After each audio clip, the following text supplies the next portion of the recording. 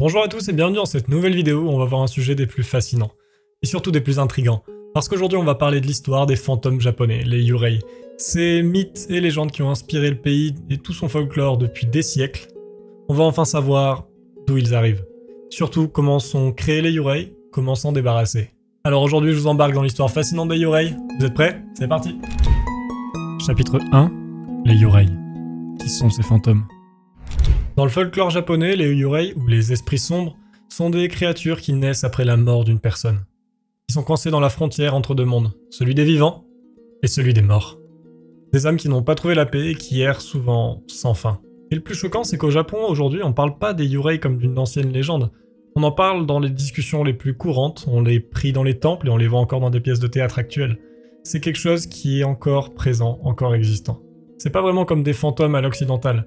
Non, là, on parle plus d'une présence, quelque chose de limite palpable.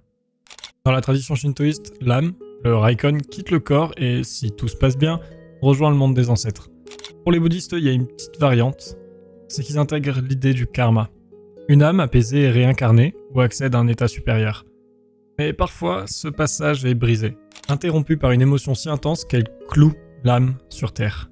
Et c'est là que naît un Yurei. Un moine bouddhiste a un jour dit: ce n'est pas le fantôme qui fait peur, c'est ce qu'il ressent. Et en soi, il a un peu raison. Les Yurei ne sont pas maléfiques par nature, ils sont simplement piégés, prisonniers de leurs propres sentiments. Souvent, ces esprits apparaissent à cause d'une forte émotion non résolue. Ça peut être la colère, une sensation brûlante d'une personne trahie, assassinée ou humiliée, ou bien la tristesse d'un être qui n'a pas pu dire au revoir, ou qui s'accroche à un amour perdu. Mais ce qu'on retrouve par contre quasiment à chaque fois, c'est surtout la mort violente. Un accident, un meurtre, un suicide. Des départs brutaux qui laissent l'âme désorientée, incapable de comprendre ce qui lui est arrivé. Les Yurei apparaissent souvent la nuit, dans des lieux humides, chargés de mémoire. Une vieille maison abandonnée, un sentier de forêt que plus personne n'utilise. Et visuellement, ils sont loin de passer inaperçus. Le kimono blanc qu'ils portent est celui utilisé lors des rites funéraires bouddhistes. C'est un symbole de pureté, mais aussi d'un voyage inachevé vers l'au-delà. Leurs cheveux longs et noirs, souvent en désordre, rappellent une époque où les femmes en deuil laissaient leurs cheveux détachés. Et bien sûr, ce qui est le plus marquant, c'est leur absence de pieds.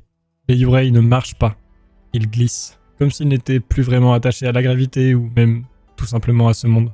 Mais tous les Yurei ne se ressemblent pas, il y en a plusieurs catégories, dont certaines bien plus dangereuses que les autres. Parmi les plus connus, on va avoir les Onryo, les esprits vengeurs. C'est les plus redoutés parce que tout simplement c'est des esprits tourmentés qui sont là pour se venger des personnes qui les ont fait souffrir de leur vivant. Et surtout, ils ont la rancœur très tenace. Ils vont parfois s'attaquer seulement à la personne qui les a fait souffrir jusqu'à ce qu'elle meure, voire se suicide elle-même. Parfois ils vont être un peu plus vicieux, ils vont s'attaquer aux proches, aux amis ou à la famille. Et des fois ils vont carrément hanter le lieu où tout s'est déroulé. Et croyez-moi, vous voulez pas y mettre les pieds. Il ne faut pas oublier un aspect essentiel. Dans la culture japonaise, les rites funéraires, c'est quelque chose d'extrêmement important. Parce qu'on juge que si un rite funéraire n'est pas traité comme il faut, n'est pas fait comme il faut et bâclé, les Yurei naissent. Parce qu'on ne les a pas respectés au moment de leur mort, et on ne leur a pas offert la transition fluide du monde des vivants au monde de l'au-delà. Mais maintenant, la question peut se poser, qu'est-ce qu'on fait si un Yurei apparaît? Il y a des gens qui ont passé leur vie à répondre à ça, et qui ont passé leur vie à essayer de traquer ces fantômes mystérieux. Chapitre 2. Les chasseurs de fantômes japonais. Face à un Yurei, qu'est-ce qu'on fait? C'est une question qui hante le Japon depuis des siècles. Parce qu'une fois qu'on sent la présence de l'esprit, on entend le plancher craquer, on voit une ombre qui passe sous la porte, ou un reflet derrière nous dans le miroir alors qu'il n'y a personne, c'est déjà trop tard. L'esprit, le Yurei est déjà là. C'est là qu'interviennent les chasseurs d'esprits ou les exorcistes traditionnels. La plupart du temps, il s'agit de moines bouddhistes ou de prêtres shintoïstes. C'est eux qu'on va appeler quand les vivants ne savent plus comment gérer les morts. Dans les temples bouddhistes, on va pas chasser l'esprit comme si c'était une bête sauvage. Non, on le guide, on l'écoute, on le comprend. Parce que souvent derrière un Yurei, c'est une douleur qui se cache, une incompréhension. Et le moine devient alors un médiateur entre les deux mondes. Les rituels utilisés sont très nombreux, mais le plus puissant d'entre eux est le Nembutsu. Tout simplement la récitation du nom de Amida Bouddha, qui va inviter l'âme à rejoindre la terre pure. Ce chant, répété encore et encore, est censé créer une vibration spirituelle qui aide l'âme à se détacher. Accompagné de sutras, d'offrandes comme du riz, du thé ou encore de l'encens, et parfois de chants gutturaux. Ce rituel transforme le temple en un pont entre la vie et la mort. Du côté du shintoïsme, c'est un peu différent parce qu'on considère que le monde est peuplé d'esprits, de kami, qui habitent toutes les choses. Un bol de riz, une pierre, un arbre, une branche, une feuille. Donc autrement dit, un yurei n'est pas un esprit maléfique, mais c'est un déséquilibre. Quelque chose qui n'a pas sa place. Les prêtres shinto utilisent des rituels de purification, appelés les arae. Ces cérémonies incluent des chants, des danses rituelles, les danses kagura, ou des objets sacrés comme les shide, ces petites bandes de papier blanche en zigzag. Ou encore des omamori, ces amulettes de protection qu'on retrouve souvent accrochées à des sacs ou à des portes de maison. Et pour finir, on a les Omnyoji. C'est des maîtres de l'équilibre cosmique. Ils ont longtemps fasciné les Japonais et ils remontent d'ailleurs à l'époque Heian, une époque très raffinée et poétique, mais surtout extrêmement superstitieuse. Mais l'Omnyoji, c'est pas juste un exorciste. Non, il est bien plus que ça, il est astronome, devin, magicien, prêtre, stratège. Il a un nombre de casquettes incalculable à son actif. Et c'est pour ça qu'il était l'un des plus grands conseillers de la cour. Le plus célèbre d'entre eux, Abe no Seimei, qui est devenu une figure presque mythique. On dit qu'il était mi-homme, mi-kitsune, né d'une femme renarde. Son nom est gravé dans l'histoire et son sanctuaire à Kyoto attire encore les foules. Dans les légendes, il affrontait des démons, scellait des yurei dans des talismans, et pouvait prédire les catastrophes avec une précision surnaturelle. Face aux esprits tenaces, les moines, les prêtres ou les Omnyoji utilisaient tout un arsenal d'objets divers et variés de plus en plus puissants. Les Ofuda, une sorte de talisman en papier inscrit de prières ou de sceaux divins. On venait les placer sur les portes, les lits, même les miroirs pour repousser les esprits. Ensuite on a les Kagura, dont je vous ai déjà parlé, les danses sacrées accompagnées de tambours et de flûtes, qui étaient utilisées non seulement pour divertir les kami, mais aussi pour apaiser les âmes errantes. Une sorte d'offrande artistique à l'invisible. Et surtout ce qu'on va le plus retrouver, c'est l'eau. L'eau qui est omniprésente dans les rituels, car dans les deux traditions, que ce soit shintoïste ou bouddhiste, l'eau est un élément purificateur.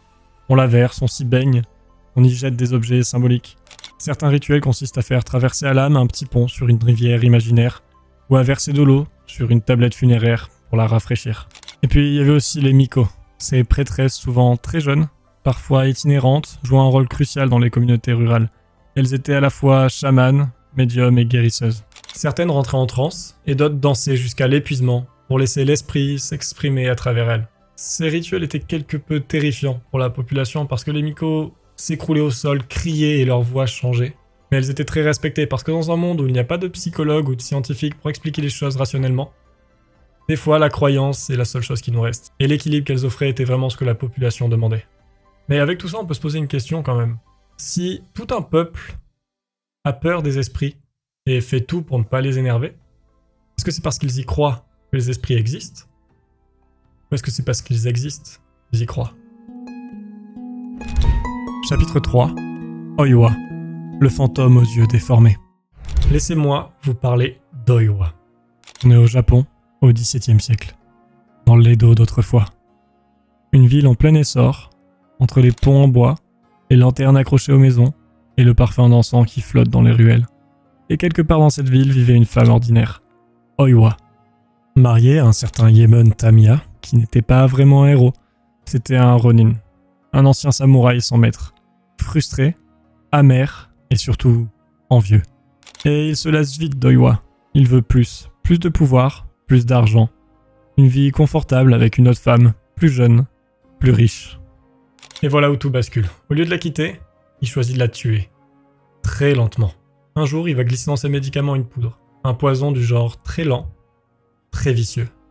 Et surtout, extrêmement douloureux pour Oiwa. Et justement, elle comprend pas parce qu'elle commence à tomber malade, elle perd ses forces, et surtout son visage commence à se déformer. Son œil s'affaisse, sa peau se boursoufle.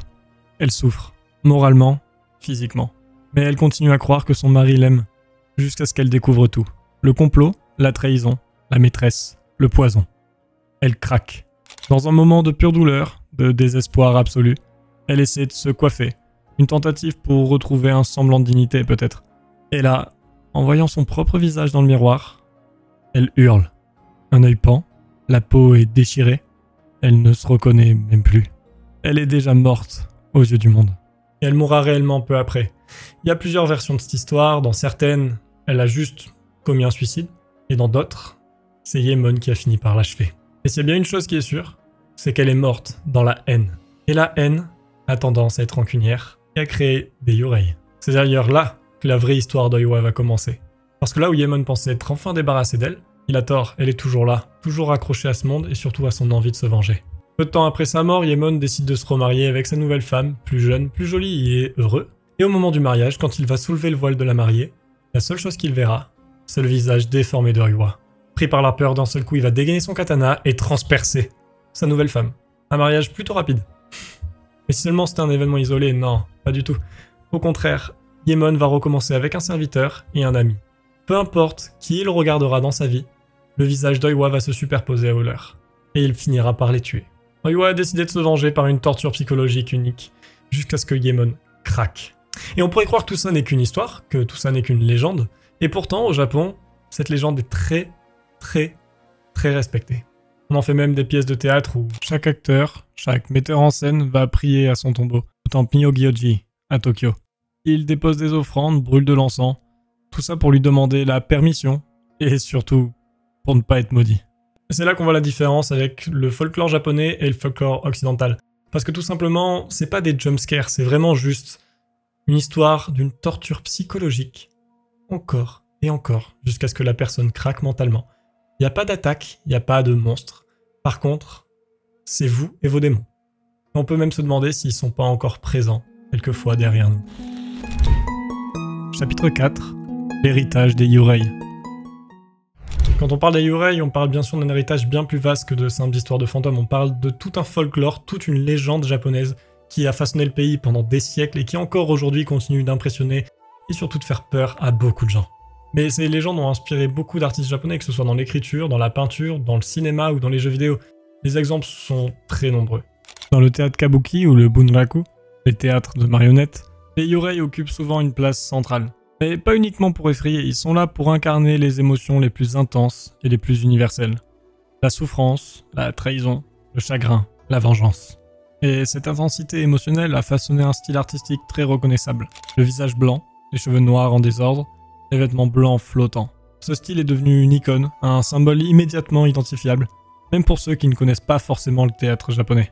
L'image du Yurei s'est même exportée à l'étranger dans les années 2000, avec la vague de la J-horror. Des films comme Rin, Ju-on ou Dark Water ont popularisé cette silhouette fantomatique au monde entier. Et là encore, c'est pas qu'une simple exportation, c'est une redécouverte, pour beaucoup une peur différente, plus subtile, plus psychologique que le simple jumpscare. Le Yurei moderne, c'est une peur du non-dit, du passé qui revient vous hanter, de ce qu'on n'a jamais pu régler. Et au-delà de l'art, les Yurei font vraiment partie du tissu culturel japonais, parce qu'ils sont la preuve que pour les Japonais, la mort n'est pas une fin, c'est juste une transition vers un état supérieur, différent. Et parfois, cette transition est interrompue. Mais elle est interrompue par des émotions plus qu'humaines. La haine, la colère, la tristesse, des choses que on devrait laisser derrière nous au moment où on part, plutôt que de les emporter avec nous pour nous tourmenter à jamais. Il y a peut-être une leçon à tirer de tout ça, même pour nous dans notre vivant. Donc au final, ces créatures qui sont là pour faire peur sont réellement que nous et nos démons. Alors, est-ce que les Yurei vous ont intéressé, effrayé, intrigué? Je vous laisse me dire tout ça dans les commentaires. Dites-moi également si ce genre de vidéo un peu plus sombre vous intéresse. On en fera peut-être d'autres. Je vous laisse en attendant lâcher l'abonnement, le like, activer la cloche pour avoir la notification des prochaines vidéos. En parlant de prochaines vidéos, je vous dis à plus dans la suivante. Ciao.